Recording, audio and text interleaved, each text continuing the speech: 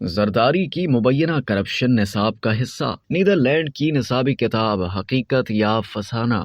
پاکستان کے سابق صدر آصف علی زرداری کی مبینہ کرپشن سے متعلق نیدرلینڈ کی نصابی کتاب کا ایک مضمون منظر عام پر آیا، جس کے بعد سوشل میڈیا پر قیاس آرائیاں ہونے لگیں کہ آیا یہ دعویٰ درست ہے بھی یا نہیں۔ 5 اپریل کو ایک ٹویٹر صارف نے لکھا کہ نیدرلینڈ میں اسکول کے بچوں کو آصف زرداری کی کرپشن کا مضمون پڑھایا جا رہا ہے۔ مسٹر 10% کے لیے بدعنوانی کے اسباق کے طور پر ڈچ کتابوں میں شامل کیا جانا کتنا شرمناک لمحہ ہے۔ اس ٹویٹ میں ایک درسی کتاب کے مضمون کی تصویر اس عنوان کے ساتھ پوسٹ کی گئی تھی کہ سابق پاکستانی صدر مسٹر 10% کرپشن کے الزام میں گرفتار۔ اس سرخی کے نیچے پاکستان کے سابق صدر زرداری کی تصویر ہے۔ مضمون میں کہا گیا ہے کہ پاکستان کے سابق صدر زرداری کو کرپشن کے الزام میں گرفتار کیا گیا ہے اور ان پر اور ان کی بہن پر منی لانڈرنگ کا شبہ ہے۔ اس مضمون میں مزید یہ کہا گیا ہے کہ زرداری نے جیل میں وقت گزارا ہے اور سرکاری ٹھیکوں پر وصول کی جانے والی ادائیگیوں کی وجہ سے انہیں مسٹر 10% کے نام سے جانا جاتا ہے۔ مضمون میں آصف علی زرداری کے علاوہ پاکستان کے 3 بار کے سابق وزیر اعظم نواز شریف کا بھی ذکر کیا گیا ہے۔ زرداری واحد سابق حکومتی رہنما نہیں ہیں جنہیں سزا سنائی گئی ہے۔ وزیر اعظم نواز شریف کو 2017 میں معزول کیا گیا تھا۔ گزشتہ سال انہیں کرپشن کے الزام میں 7 سال قید کی سزا سنائی گئی تھی۔ اس باب میں طلباء سے مزید یہ کہا گیا ہے کہ وہ لکھیں کہ زرداری کو مسٹر 10% کیوں کہا جاتا ہے۔ اس حوالے سے نیدرلینڈ کی وزارت تعلیم، ثقافت اور سائنس نے تصدیق کی ہے کہ آن لائن گردش کرنے والی تصویر در حقیقت ملک میں 4 سالہ سیکنڈری ووکیشنل ایجوکیشن پروگرام کی نصابی کتاب سے ہے۔ یہ باب 4 سالہ پروگرام میں داخلہ لینے والے 16 سالہ طلباء کے لیے پرانی اسکول کی نصابی خطاب سے ہے۔ نصابی کتاب میں سابق پاکستانی صدر پر کلاس ڈسکشن کے لیے ایک خبر شائع کی گئی تھی۔ کہا کہ یہ ایک پرانی درسی کتاب ہے جو اس وقت کی ایک خبر کا حوالہ دیتی ہے۔ کلاس رومز میں ہر طرح کی خبروں پر بات کرنا بہت عام بات ہے، خاص طور پر شہریت اور سماجی علوم جیسے مضامین میں، جس کی طرف یہ کتاب اشارہ کرتی ہے۔ ترجمان نے وضاحت کی کہ نیدرلینڈ میں کتابوں کے مواد کے ذمہ دار ڈچ حکومت نہیں بلکہ اسکولز کی کتابوں کے پبلشرز ہیں۔ انہوں نے مزید کہا کہ اس خاص کتاب کے پبلشر نے وزارت کو مطلع کیا ہے کہ نصابی کتاب کے نئی ایڈیشن کے لیے جائزہ لیا جا رہا ہے جو اگلے برس شروع کیا جائے گا۔